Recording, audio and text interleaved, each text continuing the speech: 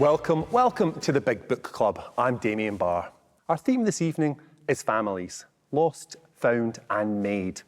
Every clan is different and every family has its stories, well, stories and secrets. Tonight we meet the Sangheras in Wolverhampton, where all is not as it seems.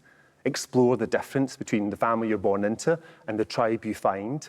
And we party with a group of lads desperate not to become their fathers in 1980s Irvine. Here to show that family is who we make it, Satnam Sanghera, Juno Dawson, Andrew O'Hagan, and we have poetry from Nadine Aisha Jasset. I'll also visit the Book Who's Talking book group in Steps. To my first guest, the boy with the top knot is the true story of a boy called Satnam and his big brother, two sisters and their mum and dad growing up in a terrace house in Wolverhampton in the 1980s. It tells the stories that still aren't told enough about mental illness, community and finding yourself, all set against a banging George Michael soundtrack. Here with his glorious and multi-award winning memoir of love, secrets and lies, it's Satnam Sanghera. How are you doing? I'm very, very good. I remember when this book came out. When was it now? 2009. 2009. I want to talk about how it changed your life and how your life changed since then. But before we do, will you give us a wee reading? Sure. It's only a small bit. It's from the middle of the book.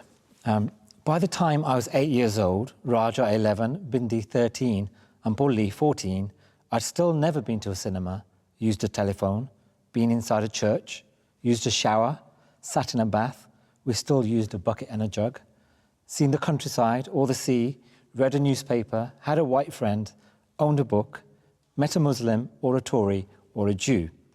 Among the things I'd never tried on the food front were bacon, coffee, beef, lamb, Chinese food, pizza and McDonald's.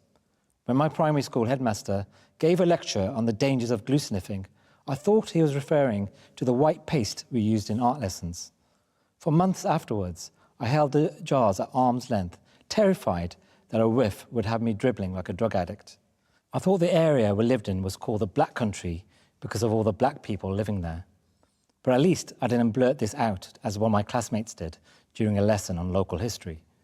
And when I saw an NF sign scrawled on the wall of a nearby Indian butcher's, I liked the graphic design of the logo so much, the fancy way in which the F hung off the N, that I inscribed the symbol onto a balloon I'd been playing with.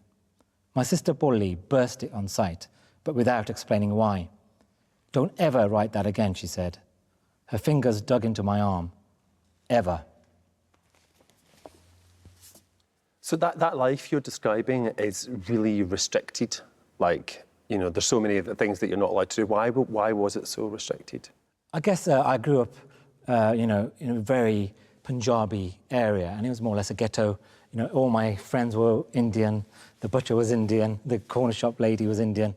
And so we lived in this, closed-off community. And I think that still happens in Britain, in certain areas of Britain. All sorts of communities, Jewish communities, Muslim communities.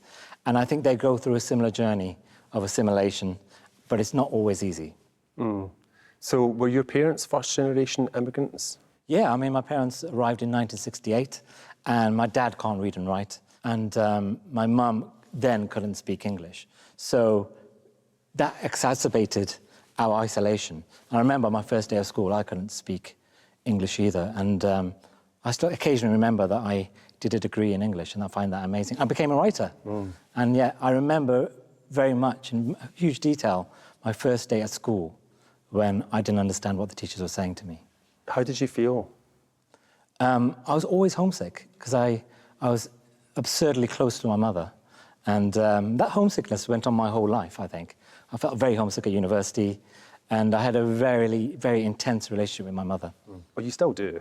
I still do. I mean, you're the columnist in the UK who writes most about their mother. I think sometimes I pick up your column in the Times and I'm like, it shouldn't say Satnam there, it really should just be your mum's name, because she's such a huge presence in your life. I came here on the train and I had to go through Wolverhampton, and it killed me to not be able to stop because of coronavirus. I mean, because I always go to see my mother. I want to go back to the brilliant strapline for the books, Secrets, Love and Lies in Wolverhampton. It's a very close-knit family that you describe where you are very much adored. Yeah, no, it was in some ways an idyllic childhood, but I realised in my 20s that actually my father and my sister had schizophrenia. So this really dark thing was happening in the background. And I don't think that's unusual, because I think families have this incredible ability to not talk about things. And I've had so many people get in touch with me saying, I didn't know my father had schizophrenia either. And the whole reason for writing the book was to come to terms with what my dad and my sister had been through, but also to tell my parents about myself, the fact that I didn't want to have an arranged marriage to a nice Sikh girl, which is what they wanted for me. Yeah, so you were keeping a secret from them and they were keeping a secret from you. It was quite extreme. When I was writing the book, I mean, just the years beforehand, I had a girlfriend who I lived with, but I kept a spare flat that my friends lived in, just in case my parents came to visit me. Like a stunt flat where you could be Sikh and like a good boy stunt flat? Yeah, basically. I mean, I'm now 43 and I think it's absurd. But I think that... How long did you have that flat for? Several years. You paid rent on a flat that you didn't live in, so that if you just on the off chance... No, I'm also Asian. I took rent. I sublet it out. I didn't lose money on it. But yeah, I mean, it's quite strange. But I think, again, that's quite a common thing. I think a lot of people who are in the closet do that, especially in the Asian community. You know, they come up with ways of lying. This is, for me, I think it's really interesting reading this, and it's also true of Juno's memoir. It's a coming out narrative. You don't come out as gay, you come out as, I don't want the life that you wanted for me, which is what all coming out is on some level, right? Were you conscious of that when you were writing it? Very much so. I mean, I was trying to find models for the book so I could copy them. Yeah. Also to have a structure to, you know, plan the whole thing out, and I couldn't find any. There's hardly any, then anyway, there were hardly any Indian memoirs. I mean, Punjabis especially tend to be quite secretive, and it's all about putting your best foot forward. This is why we have private number plates and Mercedes and big houses and flash weddings. The idea of talking about painful things goes against our culture. But I did find some books about coming out. I mean, there's one book I mentioned in my own book about coming out, and I read it, and I was like, give me a clue, how do I come out? And all I remember is one line saying, you cannot predict people's reactions.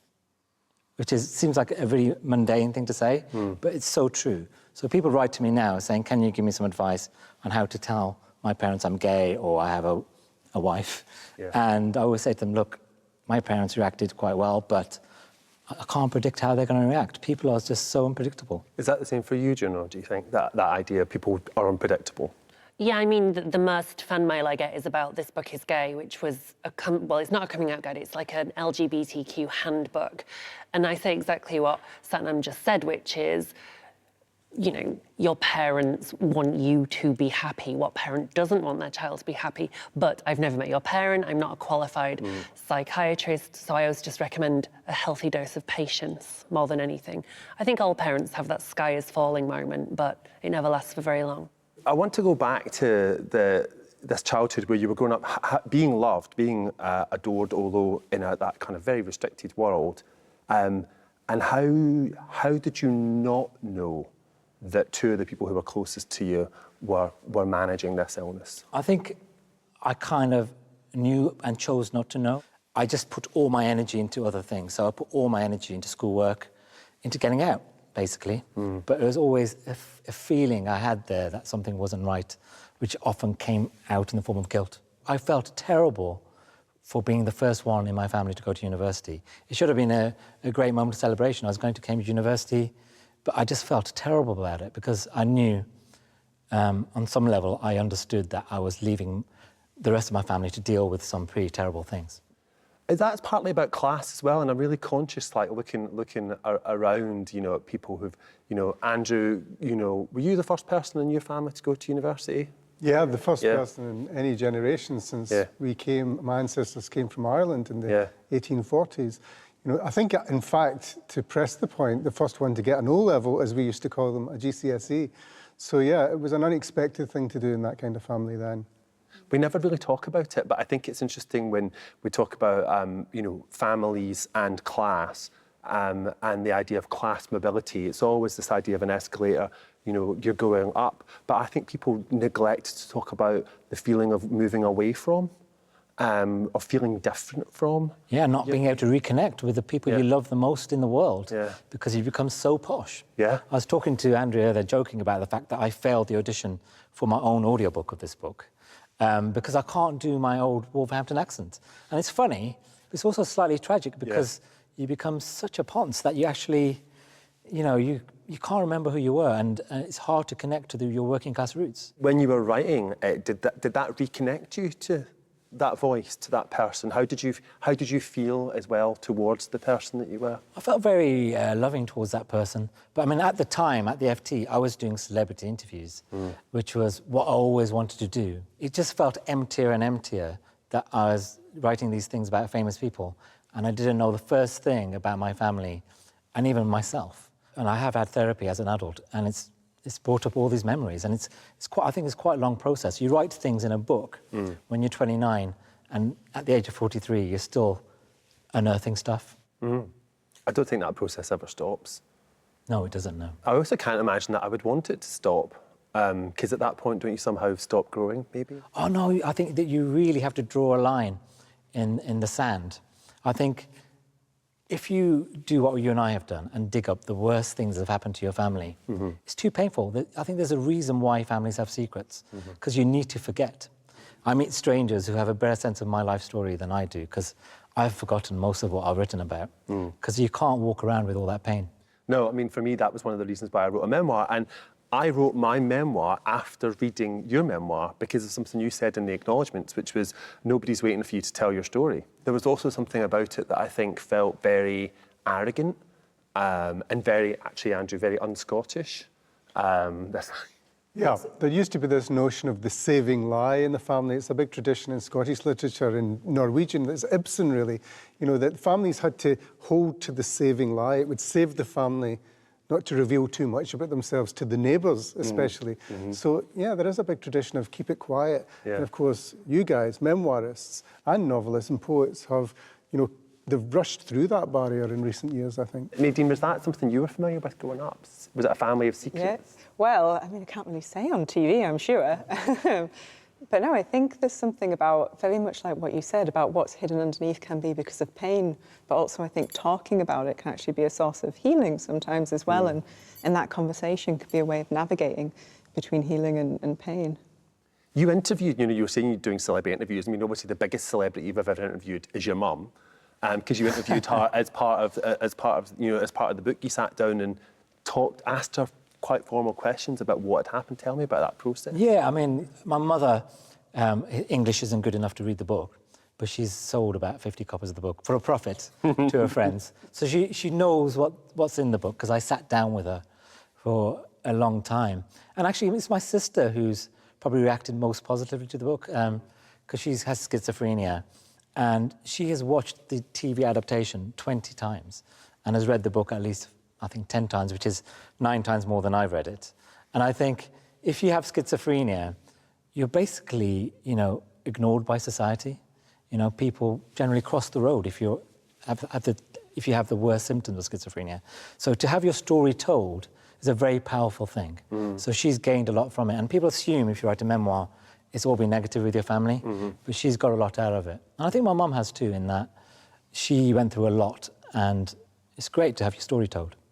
Yeah, I think it's the single most powerful thing that you can do, and they can't do it for themselves, and you're doing it for them and doing it massively responsibly as well. I mean, I don't think for a minute you sat down and thought, how can I paint them in a bad light? Or, I think you put off writing a memoir because you're scared of what your family think.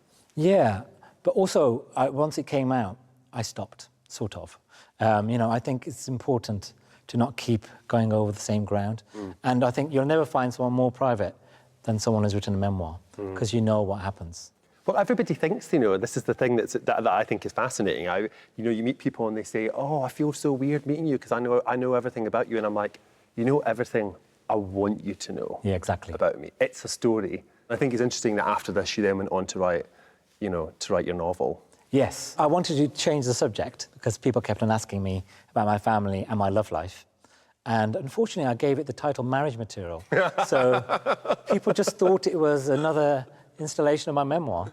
So now my next book's about British Empire, which is not about my family, for once. Well, let's talk about that. Let's talk about Empire Land, as you brought it up. It's out when next year, January? Yeah, it's out in January. And I guess it's about all the ways in which modern Britain has been created by empire. The British created modern racism. in the late 19th century as a way of dealing with certain groups in the empire. So the book goes through various aspects of British life, like our museums, our multiculturalism. The reason I'm here is because someone invaded India in the 18th century, right? Our racism, how much of our wealth comes from empire.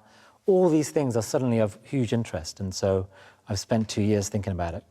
But you say it's not about my family, but it kind of is, because the bit you read, you know, you did the National Front doodle when you were a wee boy, and you grew up how far away from where Enoch Powell gave that speech? Yeah, Enoch Powell was a local MP. And I think you're right in the sense that my first book was a memoir, was me looking into the history of my family.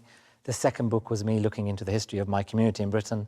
And now I'm looking into the history of our country. And so I think by accident, I've become a history writer. Are you ready for what's coming? I'm terrified, to be honest, because the British Empire is the most toxic subject around. I think when you write a book, normally you expect some kind of congratulations when you get to the top of the mountain. But I know lots of people are waiting with machetes. But I think it's important. It is important. I think it's the single most important thing we can do, especially right now. But I think as we move towards Brexit, I think it's really interesting that people are becoming more and more nostalgic for the empire and more protective of it somehow. It's quite strange, you know. Empire is the biggest thing that ever happened to this country. Empire is the biggest thing, arguably, that happened to the world, British Empire. And yet, that's not the way we see ourselves. We see ourselves as the nation that defeated the Nazis. I think there's all sorts of reasons for that. One of them is that British Empire is too complicated and painful. So it's much easier to talk about a 5-year event where we beat the evil Nazis and won, rather than think about a 300-year history where we did lots of bad stuff and actually some good stuff, and it's really messy and complicated. Yeah. Well, I can't wait for it to come out, and I'll be right there by your side, totally fighting them. I'll be with you. Thank you so much, Satnam. My next guest is the author of 10 young adult novels, including the bestsellers Hollow Pike and Meat Market, and the now classic non-fiction guide, This Book is Gay. A pioneer in life and in print, she charted her transition in a groundbreaking column for Glamour magazine before going on to write her memoir, The Gender Games. In it, she takes us from her beginnings in Bingley to her rebirth in Brighton, expanding the idea of family as she goes. It's as funny and fearless as the woman herself. It's Juno Dawson. Hi. It's so lovely to have you here. Thank you for having me. It's an absolute pleasure. It really, really is. We haven't talked about this book for a long time. 2017, I think. Well, those 3 years in your life have been like 20 years in the life of the rest of the world. Dog years, let's face it. Before we talk about it, will you give us a wee reading? Of course, yes.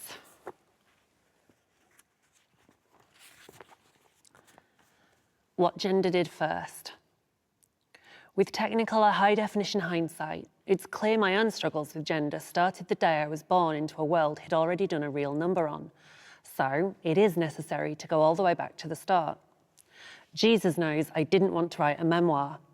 I think you should be over 80 before you're allowed to write a memoir, unless, number 1, you are a former Spice Girl, or number 2, you have in some way shaped or changed history or society, like a Spice Girl.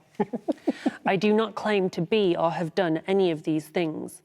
For me, in the middle of gender transition, transitioning is actually incredibly tedious. In fact, I'd give anything to have a day off, to be honest. That being said, childhood stories are relatable and I really want you to like me.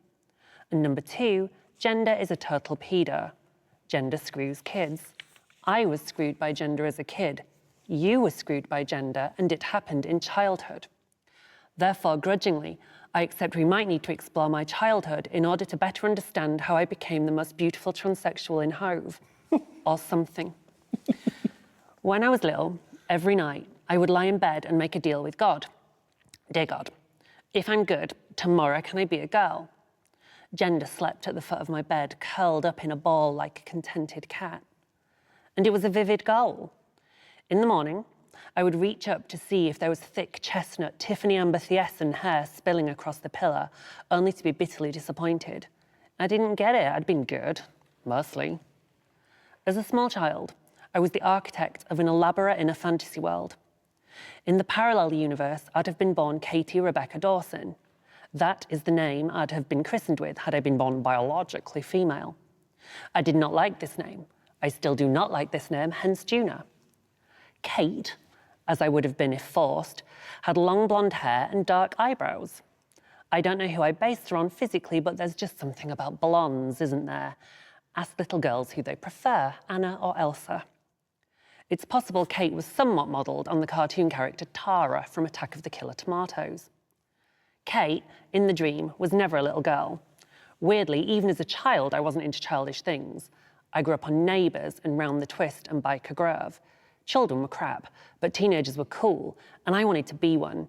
Kate Dawson was born aged 14, and I didn't think there was anything unusual about this vivid alternative life, because I thought that everybody longed to be somebody else. Thank you so much. Let's go back to that beginning up in Bingley. Tell us about up in Bingers. Tell us about the family that you were born into. So yeah, it's interesting what you said about presenting the version of events that you want people to know. I mean, there is a version of my family. Like in this book, you will note I do not have a sister. Yes. In real life, she exists. She's real, but she has children, and I don't want my detractors going anywhere near my nieces. And my mum and dad split up when I was 6 or 7 years old. My dad worked for Cadbury's, and my mum was a stay-at-home mum until my dad left. So yeah, I mean, it was really normal. It was really suburban. I mean, Bingley is a former mill town. It's in the north. Mm-hmm. It was an interesting place to grow up in terms of its racial politics as well. Like what? What do you mean? Oh my God, well, Bradford is, you know, it's often held up and celebrated as a culturally diverse city, but it's not. It's a hugely segregated city. There are different parts of that city for white people and the Pakistani community. And I thought that was normal. I thought that was the way people lived. And eventually in the 90s, that tension spilled out into riots, you know, and it was deeply unpleasant. And having listened to Satnam, a lot to do with the National Front and their involvement as well. And so, you know, I grew up surrounded by racists and racism. I hope things are better now in Bradford. I hope it is more mixed. I wouldn't like to say I've not lived there since the 90s. You left to be you. Pretty much. I just remember wanting to be a girl, you know, and when we played on the street, I was Sheila from Dungeons and Dragons, I was Cheetara from the Thundercats. And then, as I think probably something that chimes with you as well, is that I came to an age where I started to become shamed for it. Like when maybe I was like 8 or 9 years old, people would be like, oh my God, you talk like a girl, or you walk like a girl, or what are you, kind of. And all of a sudden I learned that, you know, this quite carefree childhood I'd had where I was just doing whatever I wanted, all of a sudden I had to pretend to be someone else. In the book, one of the things that you do that I think is very powerful is that you depict gender as a character, kind of like Maleficent, you know, at the christening, exactly. It's interesting that you gender as a man. Tell me why you made the decision to make gender a character. That came quite late in the day, and I think it was, and I hinted at it in the reading, that I really didn't want to do a memoir. I was quite embarrassed by it. I was like, I think when I wrote this book, I would have been 34, 35, and I was kind of like, oh no, I didn't want to be one of those people where, you know, this person doesn't have any life experience. How can they possibly have anything to say? You had quite a lot of life experience. Well, I lived literally 2 lives but in 30 years, but So I wanted, and I was very inspired by people like Leonard Dunham and Caitlin Moran, and I sort of thought, right, so if I'm going to do this, and in this instance, the publisher had come to me, so they'd seen an interview I did with the journalist Patrick Strudwick and said, we'd love you to write a memoir. And I was like, well, can I do like my version of kind of how to be a woman? And actually the working title for Gender Games was Becoming a Woman. And then they just like, sounded a bit too generic. So we changed it. But that's kind of where the notion that gender was a character in my head, it sort of made it, I guess, more narrative, because that's what I considered. I thought, well, that's what I'm good at. I tell stories.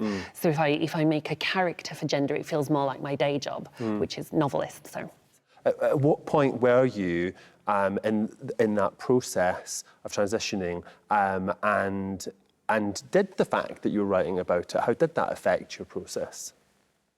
It's really interesting now. I look at this book as being like a time capsule. All of a sudden, because the media is fascinated by the makeover, there is a huge kind of hunger. And I mean, I adore Jo Elvin, but Jo Elvin, the editor of Glamour, came to me right at the beginning of my transition. It was like, do you want this column at Glamour? And of course I bit her hand off. It was Glamour. Yeah. And I'd been reading that since I was a teenager. So I was like, yeah. On reflection, when your whole life has been shaken up like one of those glitter balls, is this something you're going to want to remember? I'm not sure. And when I look back, particularly the chapters where I talk about, the courage it took to leave my front door. And that's something that maybe I don't want to remember now. I was scared constantly. Is today the day I'm going to get battered? And I did that every single day for about a year and a half because, and I just, every day now I remind myself of the privilege that, by and large, people don't stare at me on the street anymore. The year that I was writing that book was the worst year. And now we can all enjoy it as light entertainment. So. Do you still? I know you've said you feel differently now when you leave the house, partly because of the changes that you've made. A lot of cosmetic surgery, Damien. Yeah. A lot of work. Yeah. And you can pass now using that language. Well, it is, and I mean passing privilege. So I'm writing a book. The follow-up to this book is gay called What's the Tea? It comes out next February. And there is a whole section on passing and passing privilege, and it's a very thorny topic within the trans community. I'm not going to sit here and tell you that I didn't want to pass, because of course I did. For that reason, my life was hell. It was awful. There were days where, I would just kind of put on a hoodie and kind of scurry around town like incognito, and it was awful. And so, of course, I wanted to get myself into a place where I could just live my life, where I could go to Waitrose and I could go into town and go out for a drink and it just wouldn't matter. But at the same time, I really feel that I shouldn't have had to. I shouldn't have had to have my face done in order to be able to go to Waitrose. That's, anyone should be able to go to Waitrose if they can afford it. So a big bit of Satnam's coming out story was writing this letter to his mum, which is the last bit of the book and is very beautiful. You had to write a letter too. Tell us about it. On the advice of my therapist, again, speaking of privileges, there was another huge privilege. The therapist said, given that I'd always had a really patchy relationship with my dad, he was like, if you don't know how he's going to react, why don't you give him some space to react? And if you send him a letter, he can react however it is he's going to react, and then he can gather himself and give you a more metered response. And I put blood, sweat and tears into this letter. Like, I really sort of poured my heart out because we'd never been very close. And my friend Kerry was like, I will post this letter for you, because I kept like going round the letterbox, like swerving it and not daring to post it. And Kerry was like, do you need me to do it? And in the end, Kerry actually put it into the slot. And then it got there the next day and he literally texted. So, I was like, what? So he must have literally picked up his phone and been like, all I've ever wanted is for you to be happy, Dad, XXX. And I was like, oh, well, I suppose that saves on a stamp. But at least it was a nice text, like that, and that he probably thought that was like, that's probably the most, emotional communication he's engaged with in his life. It sounds like of all the weird things in this book, the one that it sounds like I really have fictionalized is that me and my dad now have this amazing relationship. But that's actually true. I'm very interested in this idea of the family that you're born into and the family that you make for yourself. And at what point did that shift start to happen for you, and how important was Brighton for that? I'd started before I left Bradford. I've written at length about the relationship with my girlfriends in high school and how we were a little coven. We really were. We were the 4 freaky, weird kids. 2 bisexuals, a trans girl, and a Welsh girl who was so beautiful that everybody hated her. And we sort of formed this weird little group, and together we were indestructible. And that's why in all my novels, I constantly come back to the strength that girls find when they come together. And when I got to Brighton, I was like a kid in a candy shop. But for the first time, I was surrounded by other queer people. And all of a sudden, you find yourself not having to explain yourself And obviously coming out is such an ongoing process. And when you're around other queer people, you don't have to keep doing that. Yeah. Did you have to go away to be yourself to an extent, do you think? You had to leave Irvine? I think so. I mean, sometimes I think, especially for writers, you need to step back from the portrait in order to see how it's composed. You know, it's about, you know, the way sometimes you're in a gallery and you're just too close to the picture. There's too many people around you. There's too much pressure. But only when you really step back and look at it can you really see what it is. And I think some people are like that with their backgrounds. But the distance isn't a rejection of where you grew up. It's just a need for breath and freedom and distance. Totally. Tell us a wee bit about The Tea, the next book. What's The Tea? What's The Tea? So This Book Is Gay has done remarkably well. I mean, I think it's in 26, 27 languages now.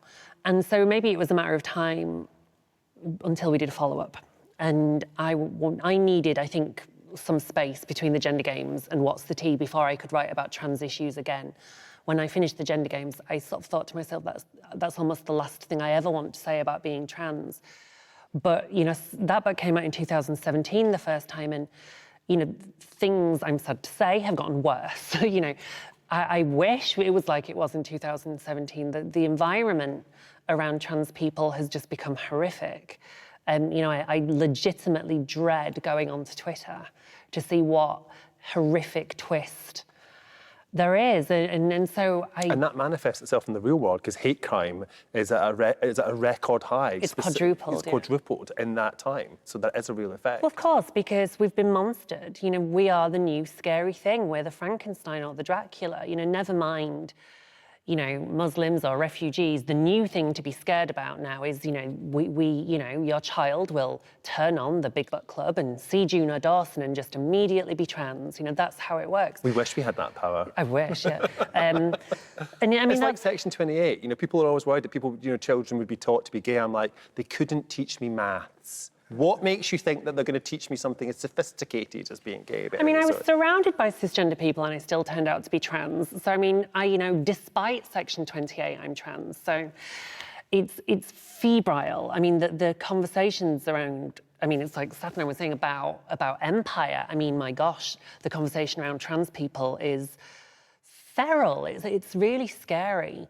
And, you know, while I'm a big girl, you know, and also I'm in the public eye, and also I'm enormously privileged, I just keep thinking, if I was a 14, 15-year-old gender-confused kid seeing all these headlines and all this conversation and all this stuff online, you know, it must be really, you know, never has such a tiny minority group been so talked about in the press. It's not cool. And so What's the Tea? It does the same thing that This Book Is Gay did. It's just the facts. You know, this is where you get help. This is who to talk to. This is what it's like. And, you know, I've gathered the great and the good. You know, Sean Fay's in there, Charlie Craggs, Freddie McConnell. So many great people are in that book giving just not advice as much as guidance.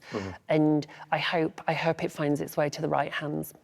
The whole amazing trans family. Thank you so much for joining me, Juno. It's been lovely to talk with you. A pleasure. My final guest is one of Scotland's most celebrated writers, and rightly so.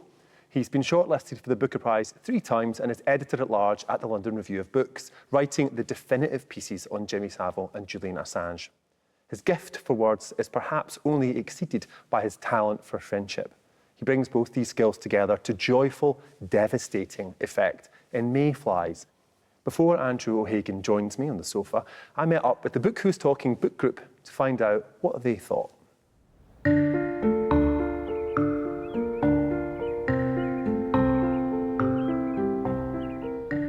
Mayflies by Andrew O'Hagan is set in Irvine in 1986. We meet James and Tully, 2 friends who bond over a shared love of music and films and a determination not to be like their fathers. I'm here in Steps today to meet Book Who's Talking, a book group composed of friends who've been friends for over 40 years, and I'm sure I'm going to meet lots of James and Tullys. Hi, guys. Hi, Damien. Hi, David. Thanks for having me. How do you run the book group, Jerry? Well, we meet every 6 weeks or so, and the host chooses the book, and we spend the first hour and a half talking about football and catching up with each other.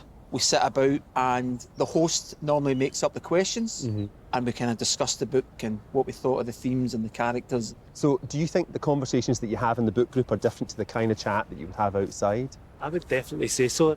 It's kind of non-threatening. You can enter into a personal discussion on the basis of the book, or you can stick to the book, and it's a nice, you can put your toe in the water, and I think it has a good, rich conversation that comes out of it. Why do you think there are so few all-male book groups? Maybe it's just that kind of negative stereotype, not a kind of non-masculine activity. Obviously, the thought of us doing something like that 20 years ago is something that we would probably not entertain, but you just evolve, your tastes change, we're all very comfortable with each other, and it's just something that happened almost very naturally, I think. Did you like the book, Des? Yeah, I really enjoyed it. It was really readable, and it felt quite kind of appropriate to our book group, you know. How so?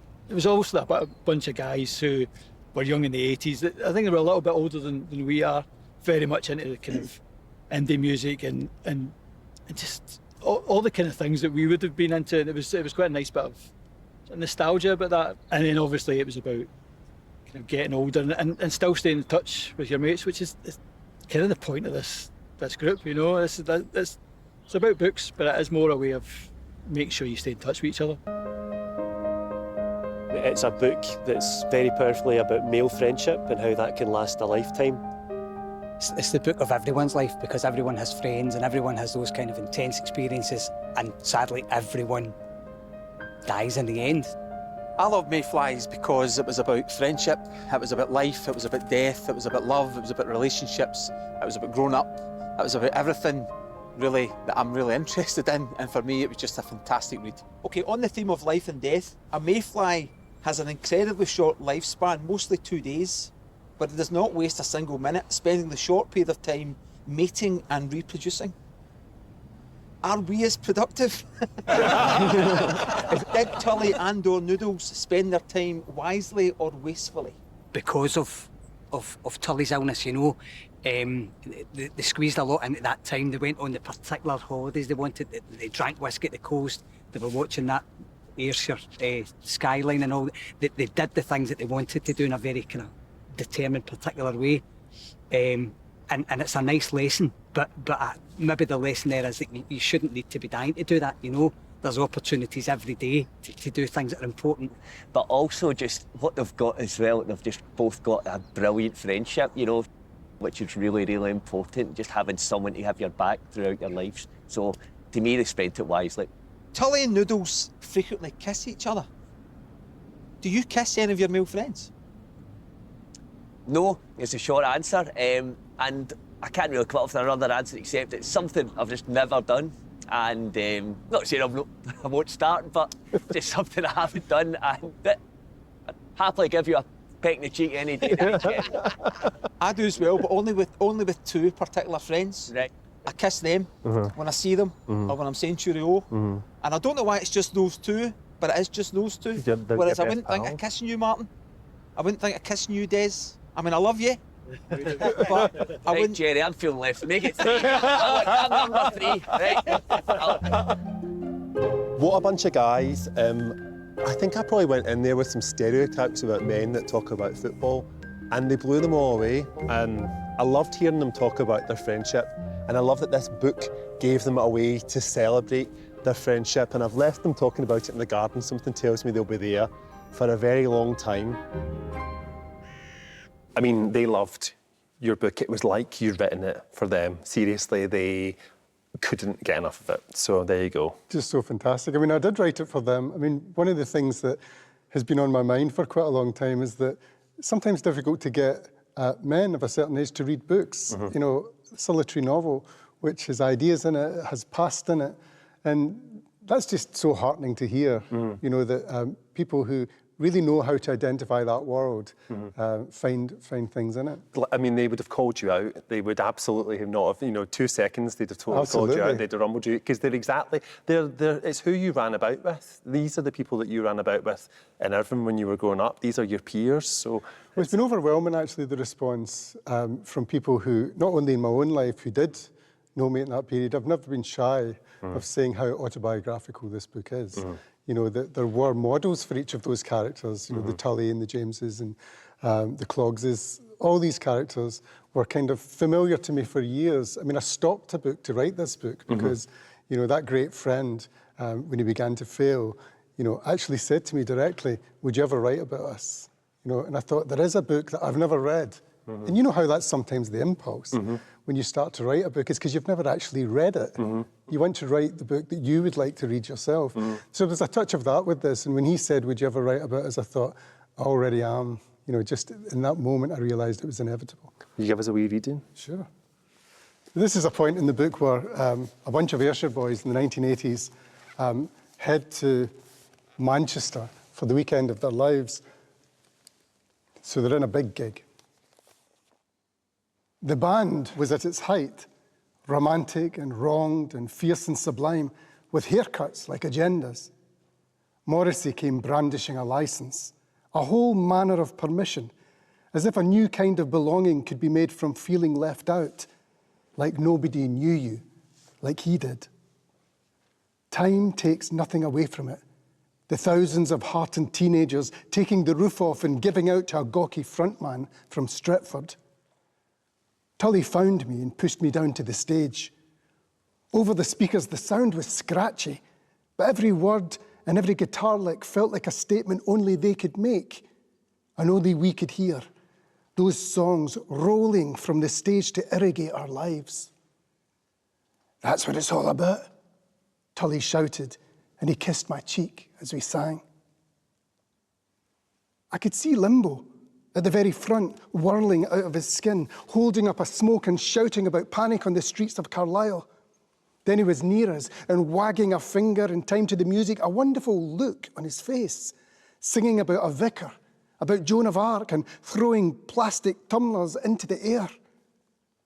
Our hair was soaking wet. The Ayrshire boys appeared from all corners of the hall, and we hugged, and the music soared, and it seemed like a huge animation of the things that mattered to us then. Tibbs and Hogg, Limbo and Tully and Clogs, the full brass of being.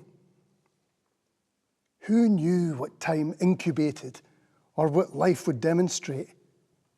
We were there, beyond navigation, floating through the air. We beamed to the rafters and jumped, shoulder to shoulder, and the words we sang were daft and romantic and ripe and British, custom built for the clear-eyed young. The singer threw a spotted shirt from the stage, and a group of lads tore it to ribbons and waved the bits like trophies. He's bigger than Jesus, Tully said. You reckon? A bit funnier. Definitely funnier, I said. They say you know nothing at 18. But there are things you know at 18 that you will never know again. Morrissey would lose his youth, and not just his youth, but the gusto that took him across the stage with a banner saying the Queen is dead is a thing of permanence. We didn't know it at the time, but it was also, for all of us, a tender goodbye, and we would never be those people again. Check Limbo, Tully said in my ear, and I looked to the edge of the stage where the boy himself was spread over a speaker, climbing. Nobody at that age needs more than what Limbo McCafferty had in abundance. He had vitality.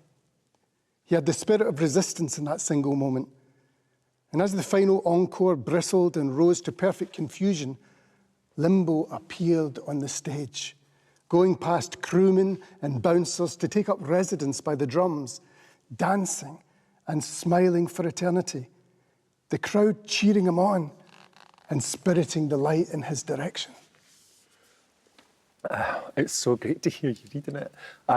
When I read it, it took me back to those moments in my life where, and again, moments at university, before university, out in Glasgow, like the first time I went dancing at Bennett's, you know, where you just feel like you're part of something bigger than yourself, and the music is what takes you into it, and you feel this sense of connection with people. It's such a gift, this book, I think. Thanks so much. You know, that was the effort, really, was to try and write a book where it was demonstrated, if you like, that music and politics and culture and fellow feeling are a kind of freedom, not only at that age, but hopefully at all ages. We've heard a hell of a lot of brilliant stuff about freedom, about the personal journey towards it. And, you know, it's just absolutely beautiful to be sitting in Hamilton and able to hear that story finally, because we all had a version of that story. Yeah, I think a version of becoming, a way of becoming and a way of connecting with something that's bigger or It was quite a stilted society, as you know, back then. You know, it was the Thatcher years. You know, our fathers were guys who, you know, they'd met men in the national service, and their idea of camaraderie was, you know, the pub.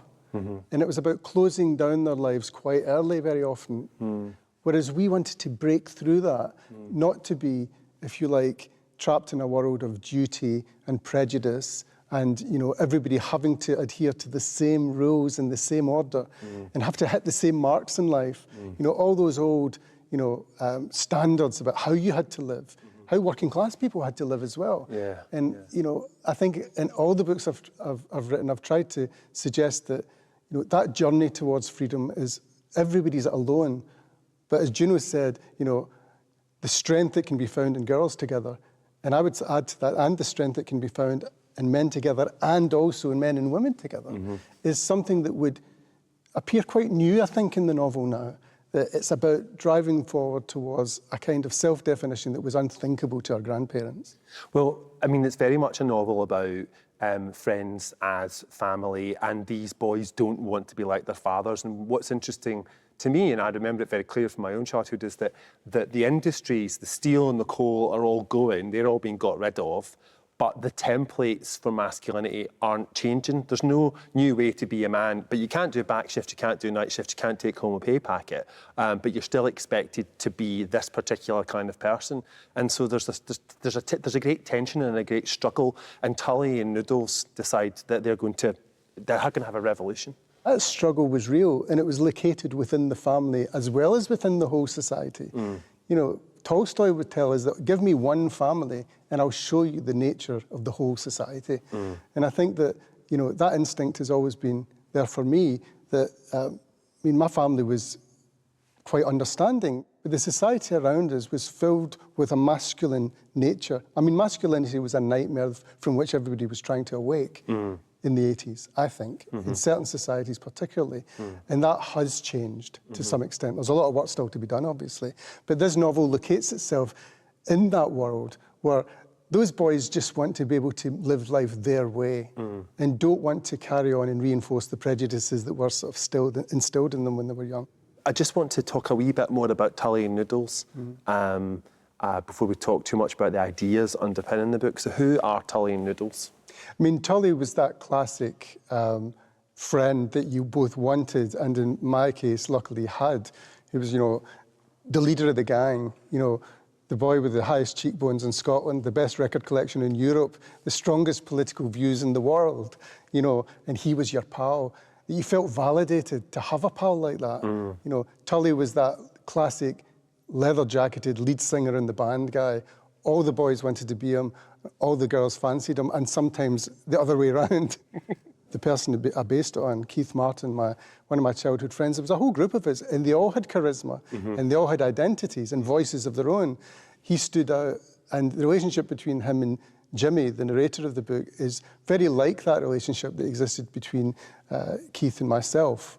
And over the years, the meaning of friendship, as it always is tested, because you do grow away from childhood. And one of the questions I always asked, which is a question in everybody's life, is that what will happen to your notion of how important those friends were?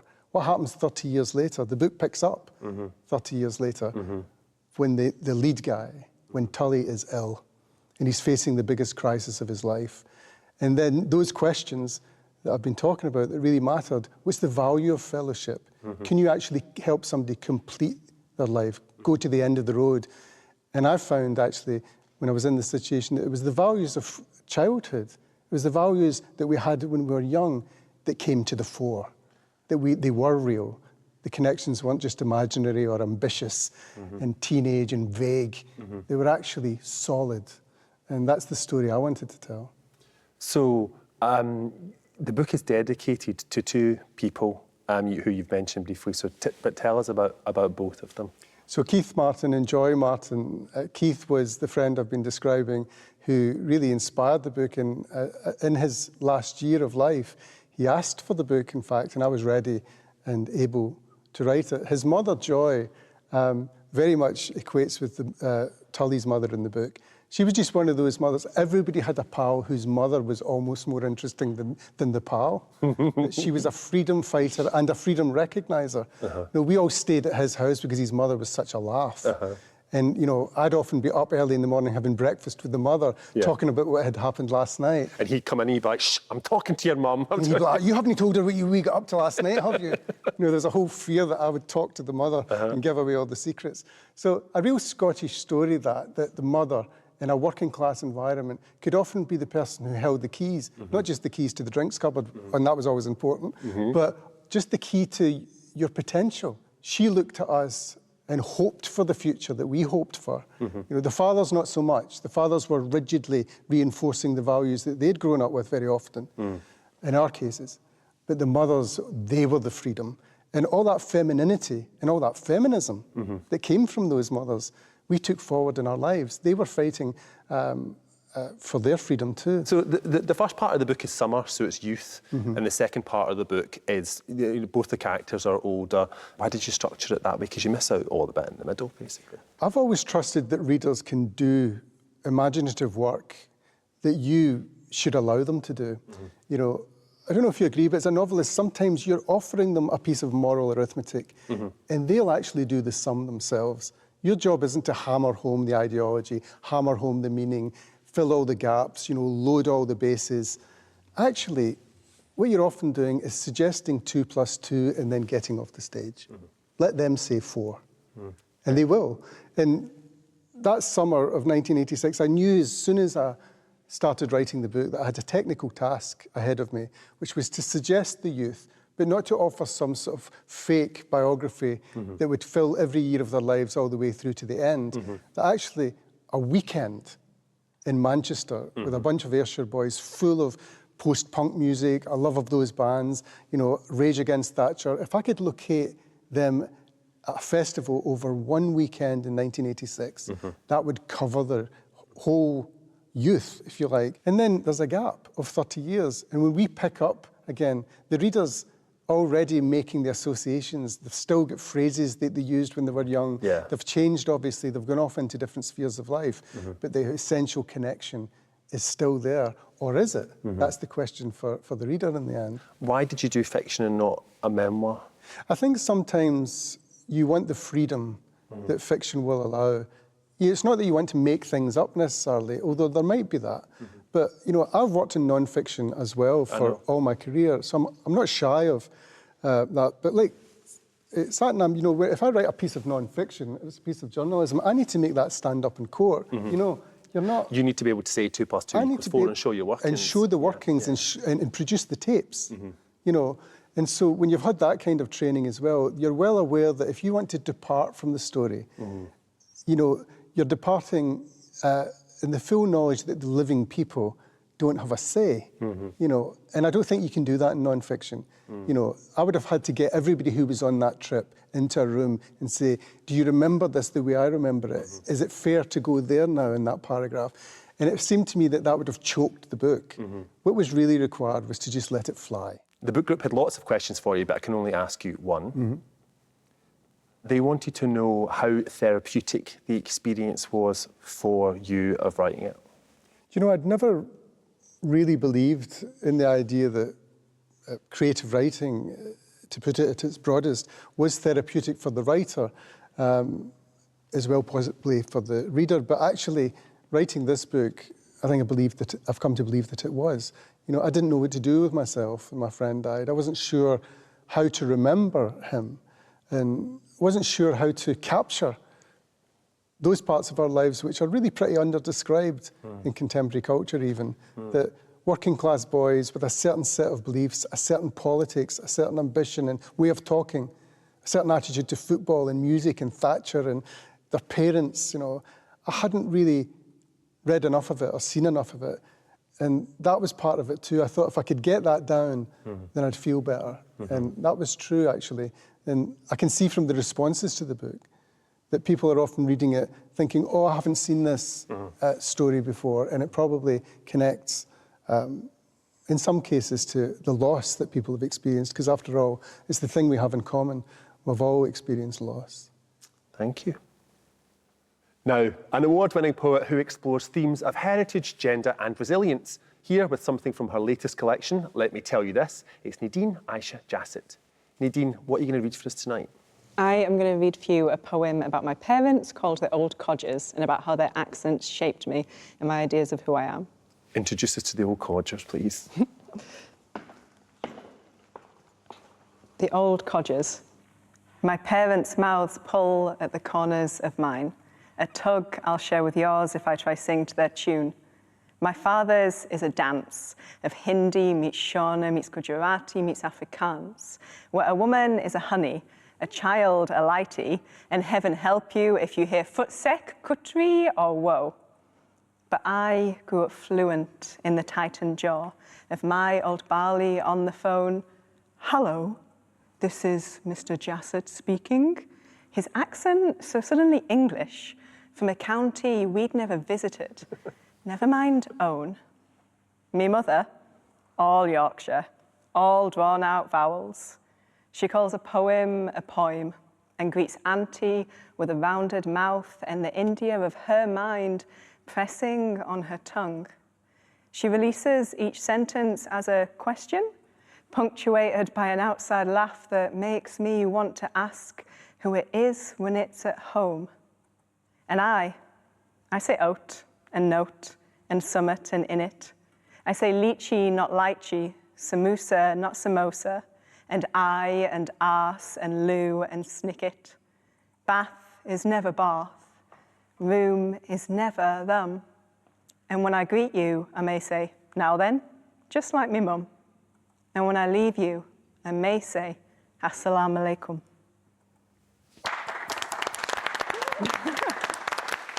Thank you, Nadine, and your whole family. I feel like we just met them all. That's it for tonight. So thank you to the Book Who's Talking book group and to my guests, Nadine Aisha Jasset, Satnam Sanghera, Juno Dawson and Andrew O'Hagan. Until next time, happy reading.